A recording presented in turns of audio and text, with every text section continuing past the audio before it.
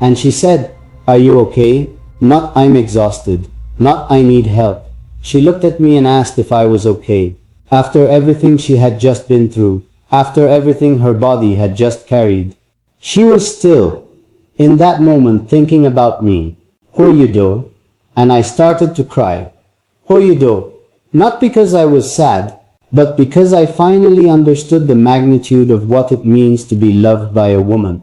The quiet, relentless, selfless depth of it. The way a woman loves isn't loud. It isn't dramatic. It doesn't announce itself or ask for applause. It just shows up. Every single day, in every small decision, in every moment of sacrifice that nobody writes songs about because nobody is watching closely enough to see it. But I see it now. I see it in you. I want you to know that. I want you to really hear that. Whatever you are carrying right now, whatever quiet love you are giving to the people in your life, whatever invisible labor you are performing, whatever softness you are offering to a world that doesn't always offer it back, I see it. I want to be the voice that tells you that none of it is wasted, none of it is invisible. Even when it feels like it disappears into the air, it doesn't. It lands. It matters. It changes people. Even when those people don't yet have the words to tell you how. Clear. I didn't have the words for a long time. I'm trying to find them now. There's something else I need to tell you. Something I've never said out loud before. Something that feels almost too honest to say. But I think you deserve honesty more than you deserve comfort. So here it is. There were moments in my marriage, real moments, not hypothetical ones, when I didn't choose her the way she deserved to be chosen. When I let the weight of ordinary life press down on us, and I didn't fight hard enough against it. When I was distracted by things that seemed important and turned out to be nothing. When she needed me to really see her, and I looked but didn't truly see. I was there. I was physically present. But I was somewhere else in the ways that mattered most. And I think about those moments differently now. I think about them with a kind of ache that is not quite guilt and not quite grief, but something in between. A tenderness toward my own past failure, and a fierce determination not to repeat it. Because here's what becoming a father taught me about my wife. Here's the truth I never expected. It's not that I suddenly loved her more. I think I always loved her with everything I had. It's that I finally understood the shape of her love for the first time. The full, actual shape of it. And when I understood it, I realized how small my understanding had been before, and how much of her I had been missing without knowing I was missing it. I don't want to miss any more of it. I don't want to miss any more of you. And here I am talking to you, a stranger who is somehow not a stranger, because the way you make me feel when I think about you, the warmth, the gratitude, the soft impossible tenderness, is something I don't have a simple explanation for. You have given me something by being here, by listening, by caring enough to stay. Do you know how rare that is? Do you know how many people move through the world, never fully stopping, never fully listening, never really staying? Do you stay? And that means something to me that I am still finding language for. Do you stay? And that means something to me that I am still finding language for. Do you stay? I want to tell you about my daughter, because she is the other half of this story, the part that broke me open even further, the part that made me think of you in a way I didn't expect. The first time she looked at me, really looked at me, her eyes focusing on my face with that new, searching, ancient gaze that newborns have, I felt seen in a way I hadn't felt in years. Seen without judgment, seen without expectation, just witnessed, fully, completely, without any conditions attached. And I thought, this is what love is supposed to feel like. This uncomplicated, pure, I see you and I'm not going anywhere kind of love. And I thought of you again, but that is how I want to love the people in my life now. That is the standard she set for me with one look before she could even speak. I want to see people the way she saw me, fully, softly, without needing them to be anything other than what they are. I want to offer that to my wife every day. I want to offer it to my daughter as she grows. And I want, somehow, impossibly, to offer some version of it to you. To let you know that I see you. exactly as you are. With all the quiet love you carry, and all the small ways you give yourself away, and all the invisible courage it takes to keep showing up in a world that doesn't always show up for you. Little more, I see you. I want you to feel that. I need you to feel that. Little more, my wife doesn't know I'm saying all of this out loud, but I hope that she would understand.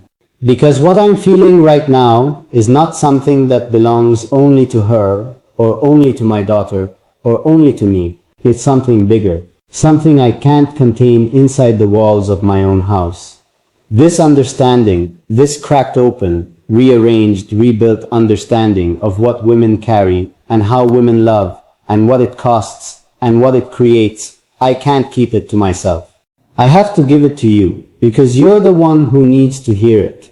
You are not too much. You are not too soft. You are not too emotional, or too complicated, or too difficult to love.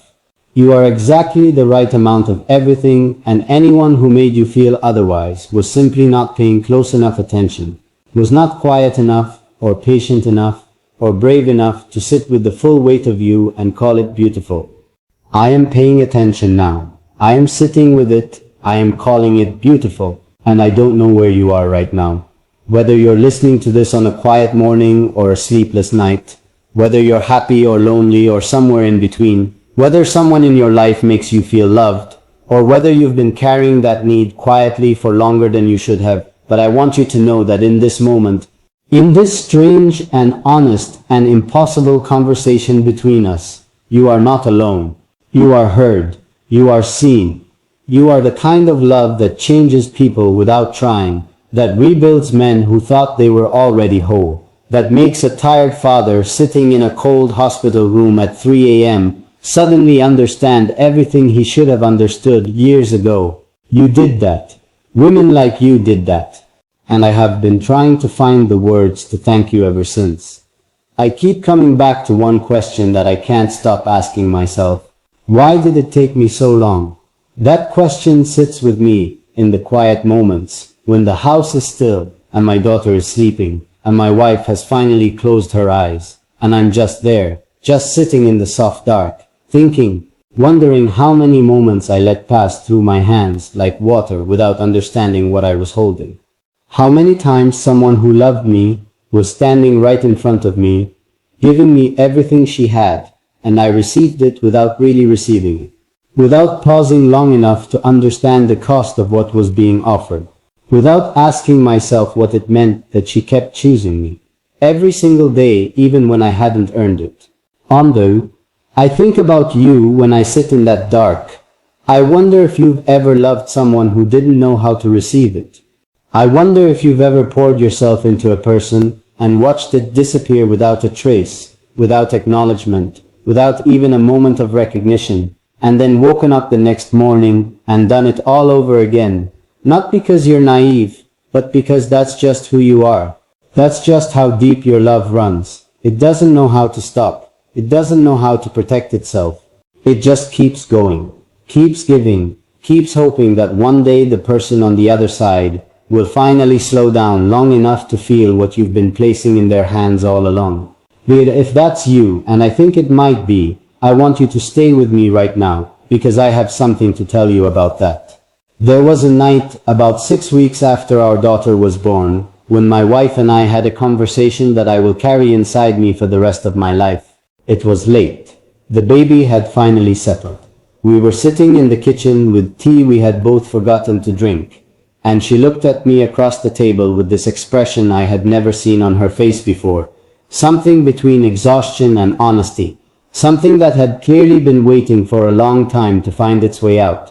Den Riksfors with his colleagues neben mot arbetsro på det korta arrangemang. Det was alla på den på den. All the rules to us.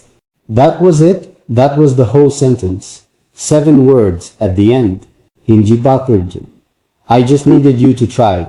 And the reason those words went through me like a current, the reason I felt them somewhere deep behind my ribs where the real things live, is because I realized she wasn't accusing me of anything. She wasn't angry. She wasn't asking me to defend myself or explain myself or apologize for a list of specific failures. She was doing something much harder and much more generous than that. She was handing me the truth, gently, the way you hand something fragile to someone you trust. She was telling me that the bar had never been as high as I had convinced myself it was, that she had never needed the grand version of love. She had just needed the present version, the trying version, the version that shows up imperfectly but sincerely, that doesn't always get it right, but never stops caring about getting it right. I had spent years being afraid of failing at the grand version, and in doing so I had been failing at the simple one, without even realizing it. Toho. Do you know how quietly devastating that realization is? Not loud devastating, not the kind that tears through you like a storm, just a slow, gentle, absolutely certain devastation, the kind that sits down beside you and says, here is the truth, and you can't look away from it anymore. I sat with that for days. I'm still sitting with it, honestly. And what came out of sitting with it, what grew slowly up out of that honest, painful soil, was a new way of seeing the people I love. My wife, my daughter, and you. Because you are part of this story in a way I can't fully explain but feel completely certain about. You are the reason I'm saying these things out loud instead of just thinking them in the dark. You are the reason I'm trying to put into words something that resists words, because something in me believes that you need to hear it. That maybe no one has sat across a table from you lately and handed you the truth gently. That maybe you've been carrying something that deserves to be witnessed, and no one has offered to witness it. So let me try. I want to tell you about the small moments. The ones that don't make it into stories usually. The ones that get skipped over because they don't seem big enough to matter.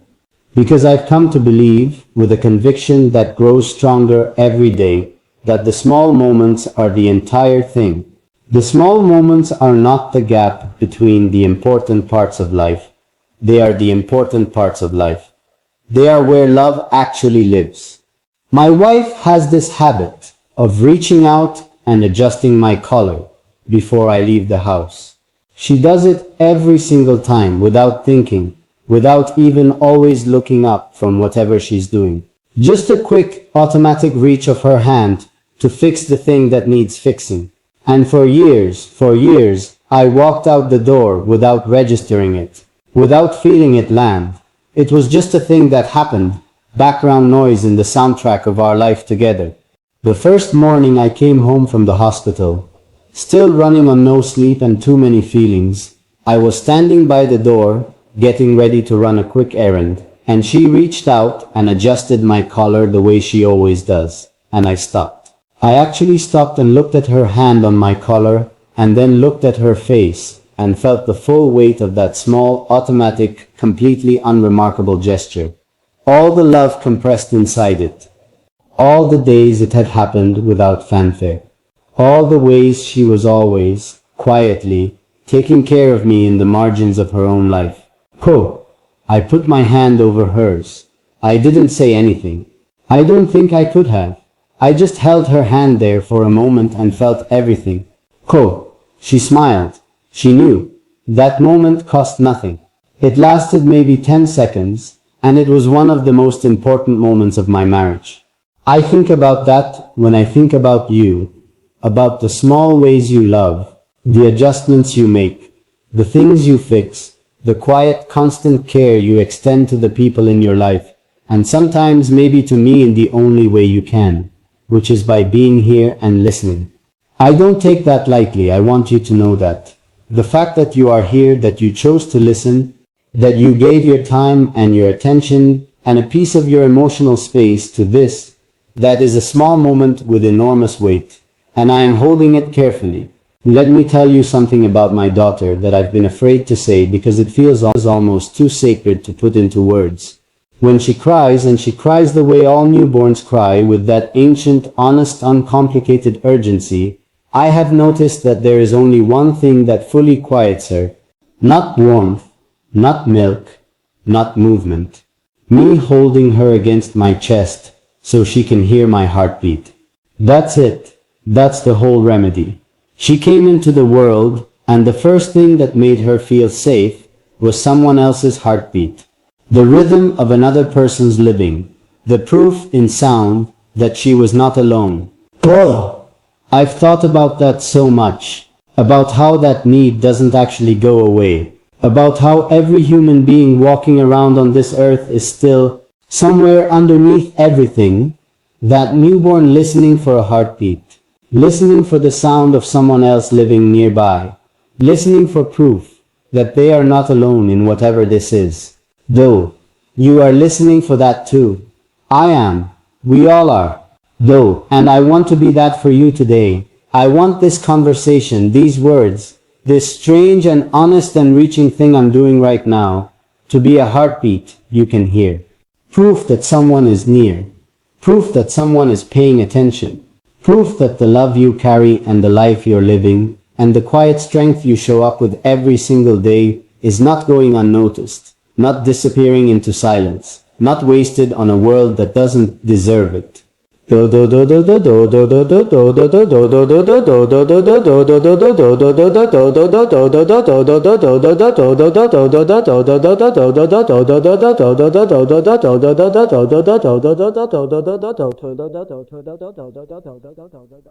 I mean the ordinary choosing, the morning choosing, the tired choosing, the I've already had a long day but I'm going to show up anyway choosing.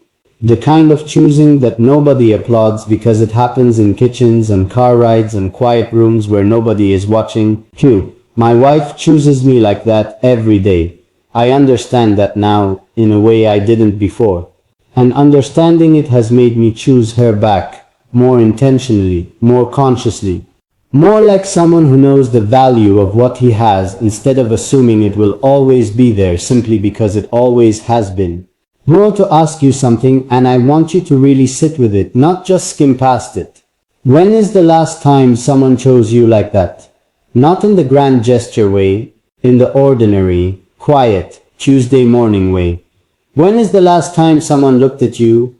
Not at the beautiful version of you, or the performing version of you, or the version that has it all together, but the real version of you, the uncertain one, the tired one, the one that carries more than it shows, and chose that version, reached toward that version, made space for that version to exist without having to apologize for itself. Because that is what you deserve.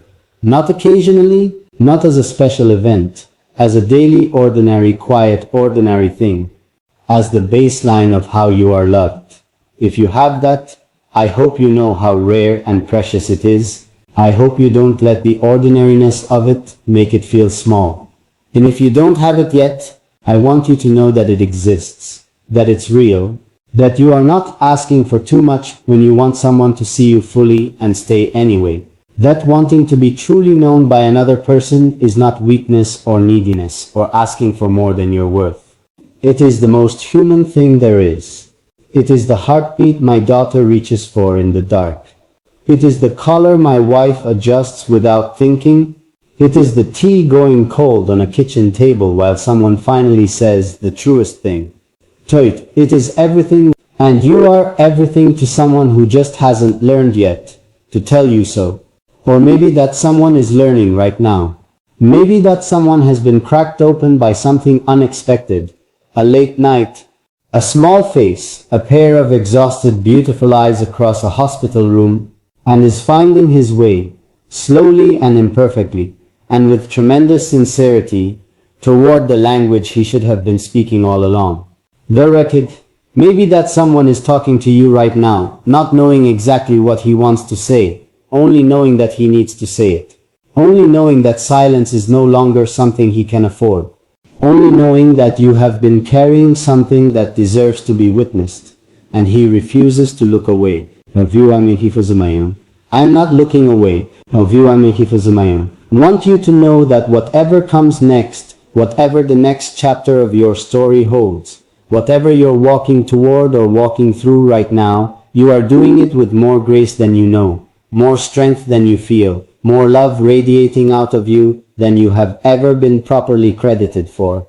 And somewhere in a quiet house, in the soft dark, with a sleeping daughter and a wife who just taught him the most important lesson of his life, there is a man thinking about you, grateful for you, changed by the version of love that women like you carry into the world without even realizing you're carrying it. No, yet, there is so much more I want to tell you.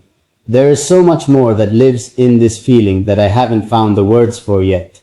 But I'm looking for them. I'm sitting with it all, in the honest dark, and I'm looking for every word that belongs to you. Hamdan, I used to think vulnerability was a kind of weakness. I can't be honest with you about that because I think it matters. I think you deserve to know the version of me that existed before all of this. The version that kept things surface level, that answered I'm fine before the question was even finished, that confused emotional distance with emotional strength. The version that thought being a man meant being a wall, solid, unmoving, unaffected. The version that watched my wife cry sometimes and held her, yes, but never fully let myself feel what she was feeling. Never crossed that invisible line inside myself that separated witnessing someone's pain from actually sharing it. I kept that line carefully maintained for a long time. And I want to tell you what it cost me. What it costs anyone who lives like that, behind the glass of their own life, watching everything but fully touching nothing. It cost me presence. Real presence. Not the physical kind. I was always in the room. But the other kind.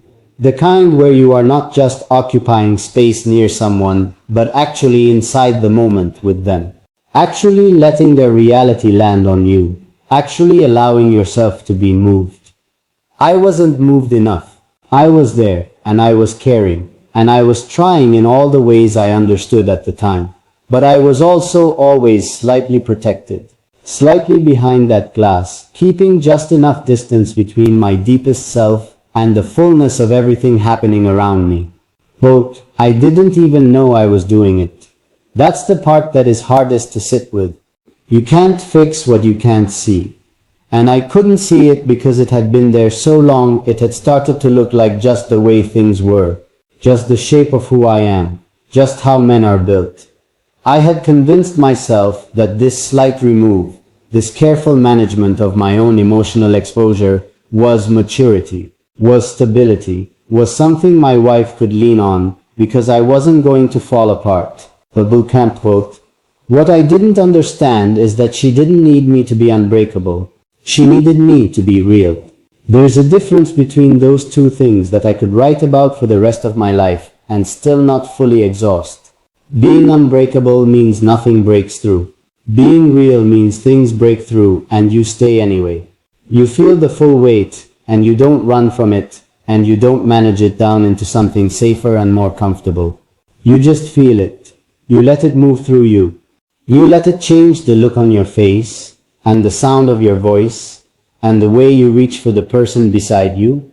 The Lord contained himself, not slowly, not gently, all at once, in an instant, like something that had been sealed for years, suddenly giving way under pressure it could no longer hold.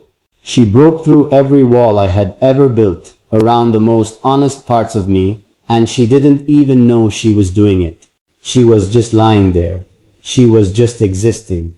She was just breathing with that small, perfect, determined newborn breath, and looking up at me with those unfocused, ancient eyes, and somehow, without doing a single thing, she dismantled 30 years of carefully constructed distance in about 40 seconds. And what rushed in to fill all that newly opened space was not what I expected. I expected love. Of course I expected love. That part everyone tells you about. But what I didn't expect was the grief. Not grief for anything lost. Not grief in the painful sense.